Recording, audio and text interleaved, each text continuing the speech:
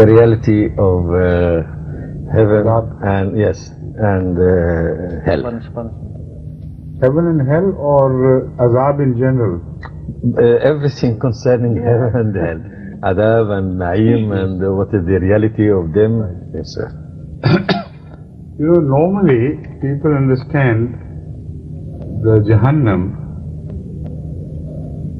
as a corporal place, like it's a nur, where fire is burning like a huge oven, where material fire is burning or raging with such intensity as it's not possible for man to imagine.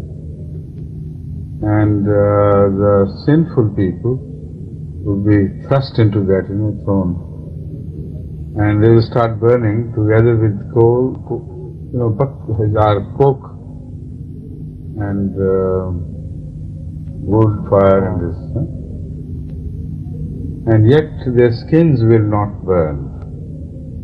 Whenever they become resistant to this fire, they will be changed anew, so that the torture continues.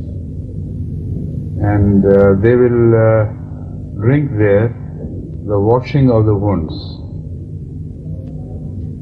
And similar things. It's a very, very horrible picture, which one begins to understand if taken literally. If this is exactly the meaning of hell, then it doesn't present a very attractive figure of God, who on the other hand is Ar-Rahman, Ar-Rahim, Malik Yawmiddin, the one who almost all the attributes are those of mercy and kindness. Only a few are exceptions. But then the Holy Quran itself makes it very clear that Allah is not Zallamul lil Abid. And again it makes itself very clear that whatever they do, it is of their own making and own doing. It is not God who likes to torture anybody. So this is a very important thing which should be understood before we begin to understand what hell is. Similarly, the counterpart of hell is heaven and paradise. That again is described in carnal terms, like the canals full of water will be flowing, the canals full of milk will be flowing there, the canals full of honey would be flowing there, and also wine. So these are the 4 drinks offered there. And as far as the birds are concerned, there are no birds mentioned in heaven, but the meat of birds is mentioned. If it is literal, one wonders what sort of birds would be catered for there, and they would fly about, and will they bear children, and by laying eggs and so on, and where will they pass out their filth and so on and so forth. Everything of heaven seems to be, again, a carnal thing. Yet, according to the Holy Quran, the people will not be carnal. They will be of a different type. Because the Holy Quran says, وَنُنْشِئُكُمْ فِي مَا لَا تَعْلَمُونَ. وَنُنْشِئُكُمْ पहले उसे हम निकालना. We'll do this, and نُنْشِئ is mansoob, نُنْشِئ. وَنُنْشِئُكُمْ فِي مَا لَا تَعْلَمُونَ. And we are going to raise you into something. نحن قدرنا بينكم الموت وما نحن بمسبوقين على أن نبدل أمثالكم وننشئكم فيما لا تعلمون. We it is who have organized everything according to very precise estimates, very clear design and really distinct things. قدرنا. What have we organized? Well, al-maut. Maut is not something which you think suddenly it happens.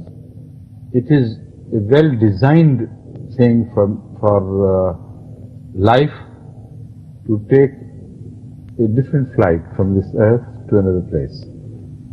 So, nanu qaddarna bainahumul mauta. We have organized death among yourselves the way we thought, and this word qaddarna is indicative of very deep planning.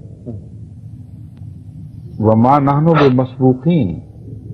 As we have organized death, we have not organized it to bring you to an ultimate end, so that nobody can stop us, because we are the owner and the proprietor and the designer of death. So nobody can say that death will overcome our powers and will not be able to revive you, or anyone else because of death will have the right to say how after death you can revive these things. So it says the one who designs a thing has full command over it. So death is also under our command. It will only kill you that much, which is essential for your ultimate end, and leave that much out of you, which is not meant to be killed. It's a very profound declaration of the Holy Quran, which is not found in other religions. Fascinating verse. And then at the end of this it says, وَمَا نَحْنُ بِمَسْبُوقِينَ عَلَىٰ أَن نُبَدِّلَ أَمْثَالَكُمْ. It doesn't say أَن نَخْلُقَ أَمْثَالَكُمْ. It says نُبَدِّلَ أَمْثَالَكُمْ. We are fully capable of changing your forms of life which you have here. You are not going to be reborn exactly in the same way. We are capable of completely transforming into something. وَنُنْشِيَكُمْ فِي مَا لَا تَعْلَمُونَ, and raise you up into something of which you have no idea whatsoever. So don't you have an idea what you are? I have a little, of course, and Hilmi Sahib, everybody else says. So what does God mean? These ulama of Islam should understand. They should read the Quran, not like just recitation and shut the book again. They should read it by penetrating deeper into the word, because it's God's word. It's not a human writing. And here it clearly means that the way you will be reborn is something of which you cannot imagine. Your existence will be of other dimensions of which you have no knowledge whatsoever. That is why it is also said that as far as the Numai Jannah are concerned, no eye has ever seen such a thing, no ears have ever heard of it. Well, when they recite the Quran, don't people hear about the Jannah and what they will find there? Everything of that world is completely different from what we know here, and these are only examples and parables to convey certain meanings, no, nothing else. Now, it is not the meaning of like ordinary meaning of honey, or ordinary meaning of milk, or ordinary meaning of wine. They have nothing to do with Noamai Jannah. And the Holy Quran also indicates that very clearly. It doesn't hide anything, but the expression of the Quran is so subtle and intelligent and beautiful that you need to concentrate to find the message. The Holy Quran says there will be milk, of course, but lam yatasanna, or la yatasanna, whatever the word is. Lam yatasanna, milk which doesn't go bad, well, it doesn't go sour. What sort of milk that is, which doesn't go sour? And wine which doesn't intoxicate you. So what is the difference between fruit juice and wine if it doesn't intoxicate? The only thing the wine has of attraction for people is intoxication. And there is wine, of course, but not intoxicating. Obviously, it means that they are terms only to indicate some pleasure attached to them. or some benefit attached to them. But there will not be things like you have, and that is why when they will be fed with certain things in the hereafter, they will be offered fruits and things, and people will say, we at something like it. They say, no. They may be similar, but not, of course, not the same. They're different things.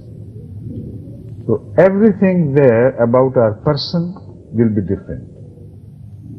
If we are differently built, how can we enjoy the food which we can only enjoy with these such mouth like this, tongues like these, eyes like this, and ears like this, and noses like these? They are the instruments of five senses. And we only enjoy through these instruments. If these are not the instruments in the heaven, what is the purpose of all this material world? And it is not possible to have this anyway. Because if we eat like we eat here, then we'll have to pass it out again. And there has to be a system of garbage removal and all this nonsense.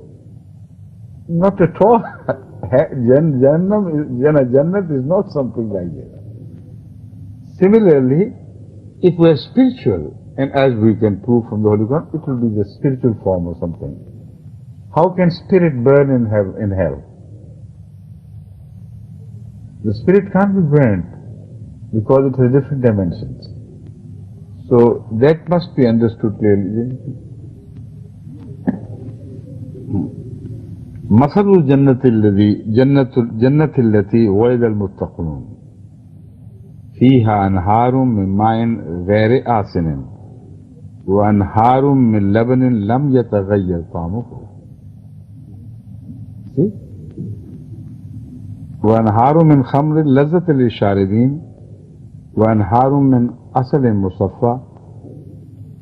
Now there is another place where it says that the wine will not لا غول فيها ولا verse says لا غول فيها.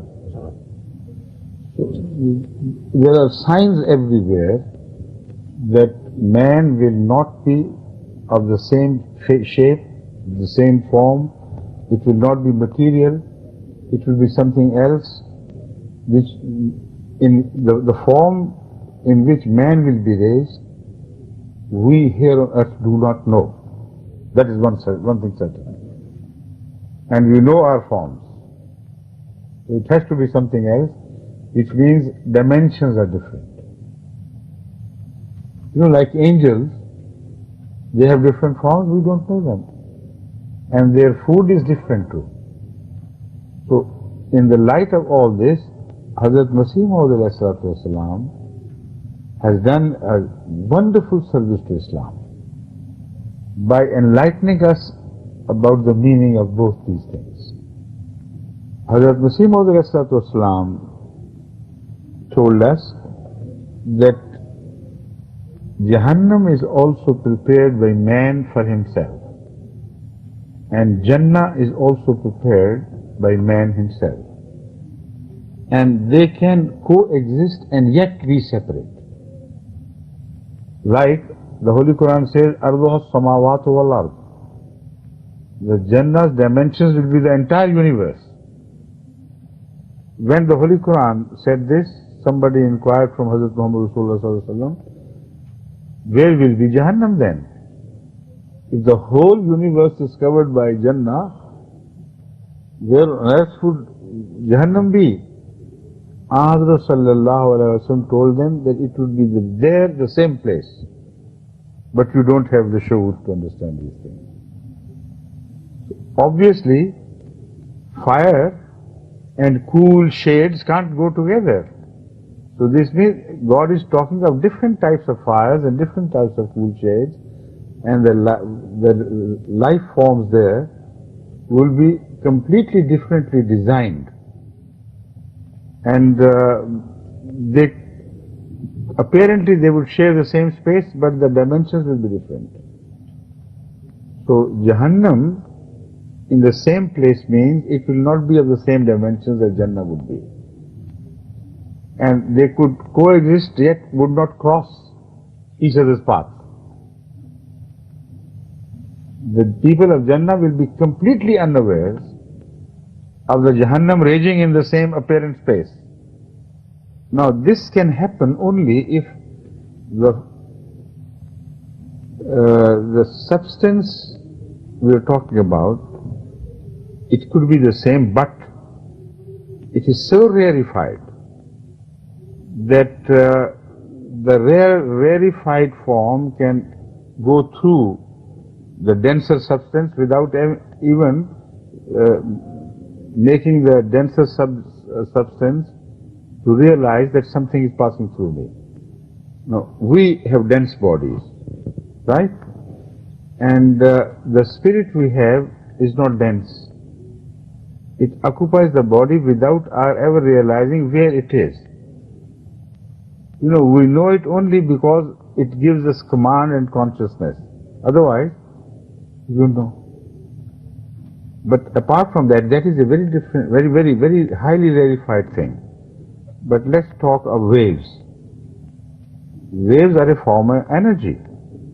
They are a property of matter. These television waves, radio waves, electric waves, light waves, magnetic waves, they're all forms of energy, they are parts of substances. Understand that? Yet here, in this space where we're sitting, there are hundreds of things going on in the world of waves. We have not the least idea about it. You see, this program which we're showing is also here. We don't hear any noise interfering with us.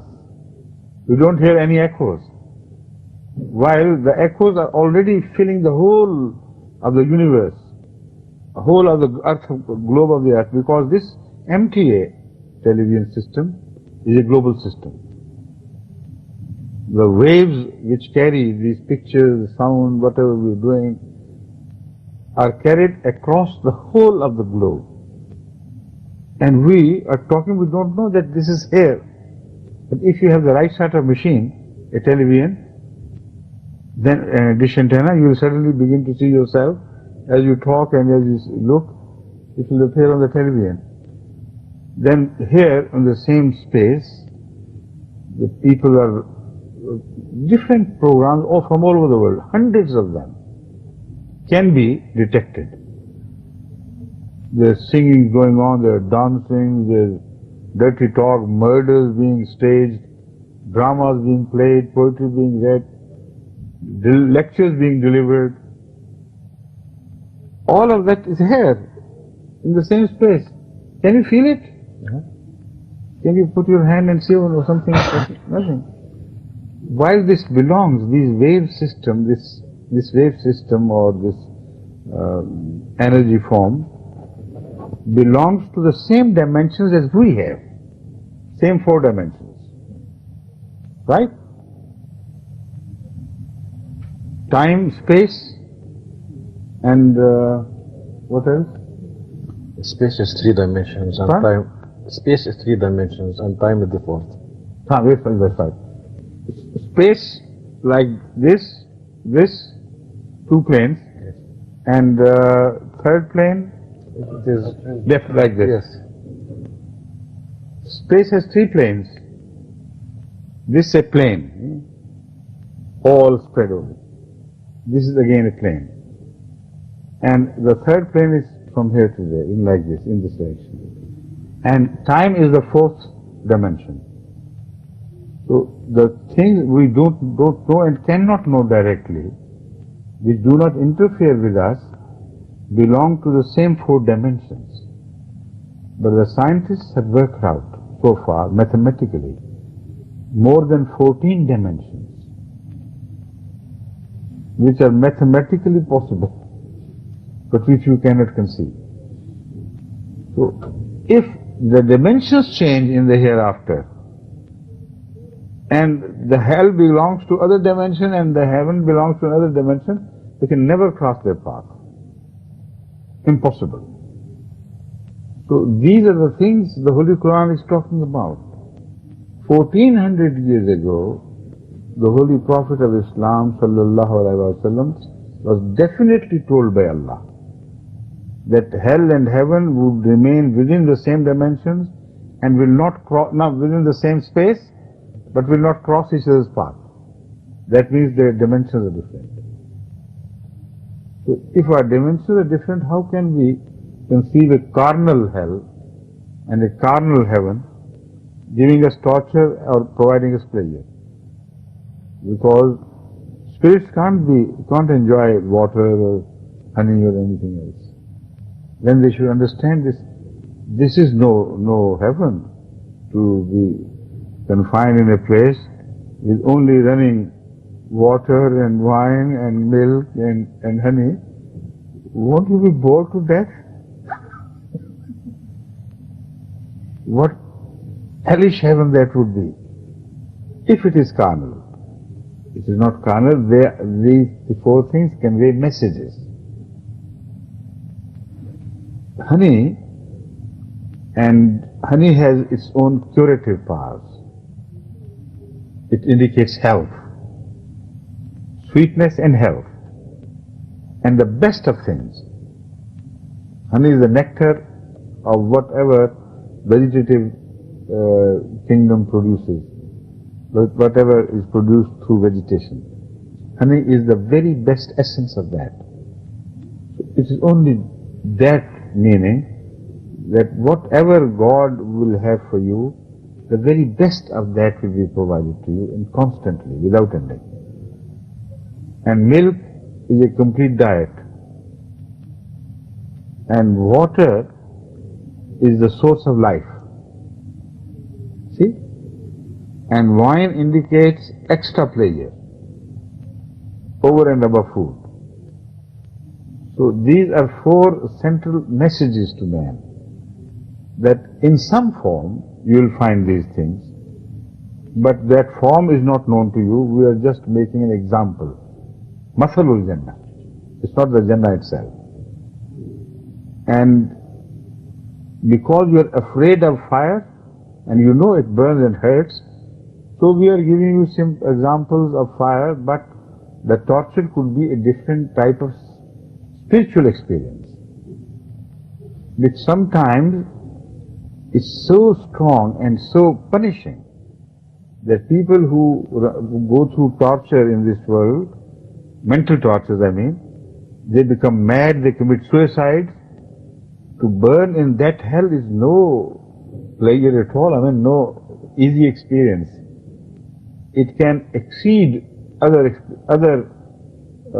tortures or other forms of punishments. So punishment that would be, of course there is no doubt, and burning and something, but they could remain within the same plane and yet be different. Now I quote now example of how we create our heaven and how we create our hell, as told by Hazrat Masih Maud. Hazrat Masih Maud pointed out that it is the attributes of God and the love of God which in fact would create heaven for the soul. God is the source of everything beautiful. God is the source of everything pleasant and pleasing and loving. But we can only acquire this taste with worship, with sincerity, with constant prayer to Allah, and with imitation of God's attributes. If we become Rahman here on earth, if we try to become Rabb here on earth, like mothers do to their children, if they do it to others as well, then they'll be like real Rabb. Then they can be like Rahman.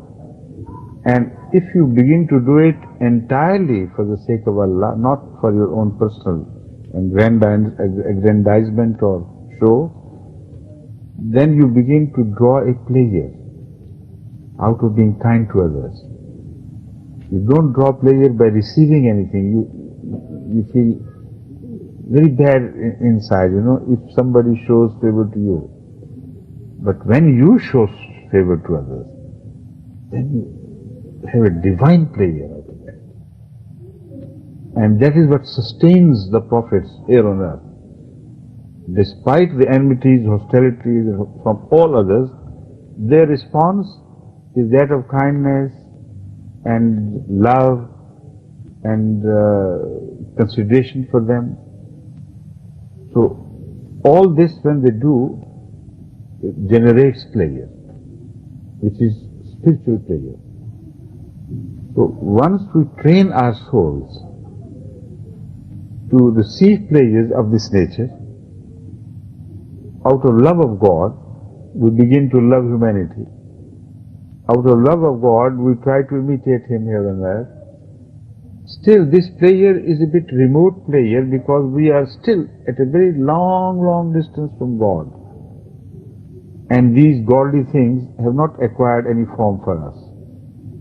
But if with this we come closer to the beauty of God, what a heaven it would become. But for that we must be trained here on earth. If you do not love God and God comes closer to you, that will be a punishment. It will not be a heaven for you. This Hazrat Masih Maud Islam has pointed out in a different form. He says, imagine a thirsty man who is dying of thirst and is also hungry and has lost his energy and is about to be dehydrated, and you offer him a beautiful bunch of sweet and fragrant grapes which are cooled. Now, these cool grapes, when you offer them to such a man, they would provide him like a heaven. They would feel like heaven. Because he would be dying of hunger, shortage of energy, and particularly when you're hungry, you like sweet things and cool things. His thirst will be quenched with the watery element in the grapes. His desire for sugar and energy will be fulfilled, will be met with by the sugar in the grapes, and then the coolness itself will quench the fire of your thirst and uneasiness.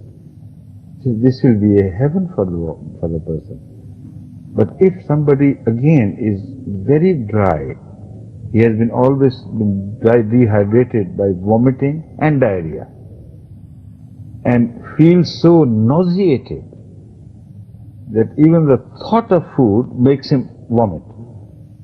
Now he needs this as much as the other person. And you offer him a cool bunch of grapes and see, he will slap on your face. Remove it. Even the smell will hurt him. The sight of water and food and drinks would hurt him. He said, this thing is the same. The grapes are the same cooled and chilled fruit of the highest quality, but it has different effects. It creates heaven for one and hell for the other. So Hazrat Masih Maud said, it is your spiritual health which will create heaven for you when you come closer to God.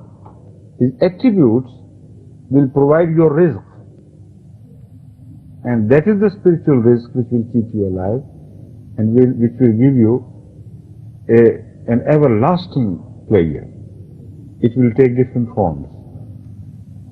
Now, because tastes differ here on earth, because the capacity to enjoy differs, so you cannot say, if you eat the same food, you cannot say that we are enjoying same as much. Some people have a better taste, some have an inferior taste, some things please one and some things please another person, and their intensity is also different.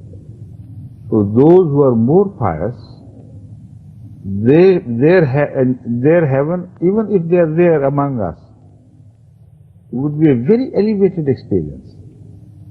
Those who are less pious, their heaven with the same atmosphere will be a different thing altogether. I've seen people sitting on the same table, eating food. Some are enjoying it, some are not enjoying it. So, the intensity of the fire would also be different from sinner to sinner. It would be their aversion to goodness, their hatred of goodness, their addiction to evil, which they will find there as a punishing force. Because whatever they want, they won't have it. You see, if somebody does not like to hear recitation of the Quran, he doesn't like the Quran, and he wants film songs and music and pop songs and things, and day and night he hears the Quran being recited from radio, what would happen to that poor man? And the one who is a godly person who loves the Quran, and he opens the television and there is filth. Opens the television and there is pop song. And people making mad, movements in the scene. Every time he'll shut up the television or he'll go mad with that. So it is not the things which differ. It is what you are and what you have trained yourself for, your acquired tastes. So Hazrat Masih Maud, with reference to many verses of the Quran and many traditions, proved the point that the hell will be spiritual, the heaven will be spiritual. Here on earth we make our own hell and own heaven. That is why the blame does not go to God. They themselves hurt themselves, they themselves are cruel to themselves. These are repeated assertions of the Quran. We have told them, look here, if you do bad things, you are going to create this. So once it is done, then you are in for your own punishment. You understand? Hudur, I mentioned this antenna because I understood what you said this way, as if this antenna receives certain waves, but does not receive other waves. If you change no.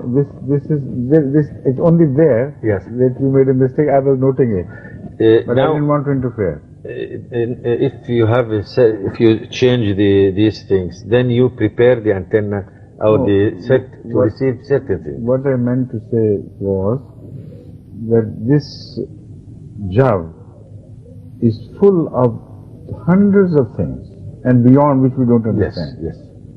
And they don't cross paths with us. While they belong to the same dimensions. Dimensions are not different. But they don't cross paths with us, and they each live separately without any interference from others. The existence of this can only be verified through the help of such antennas which can receive waves and transform them into those waves which we can see and hear directly with our own eyes and ears. So you need that instrument, but that instrument proves their existence. Yes. But otherwise they don't interfere. So, but that was only a proof of existence of such rare forms which coexist with so many other forms of life and existence and do not interfere. Yes, Hudur, I mentioned this in a slightly different way. I meant that there are many waves. That's right. And these waves, they can meet, but they do not interfere with each other. You're right there. And absolutely. if you have a certain antenna or instrument, it will receive this and will not receive the other. This I didn't say, but I should have said that. No, Hudur, I understood. What they said was, you can find the existence, the proof of existence with some machines which are capable of receiving. Yes. Otherwise, you don't know. Then forgive me, I used it the other way. And that is why the information of hell would be passed on by God to those of the heavenly people, although they will not cross their path. So there will be a system of cross-information. Yes, but they have these instruments or receivers which will receive the torture of hell, while the others do not receive it. That is correct. That is correct.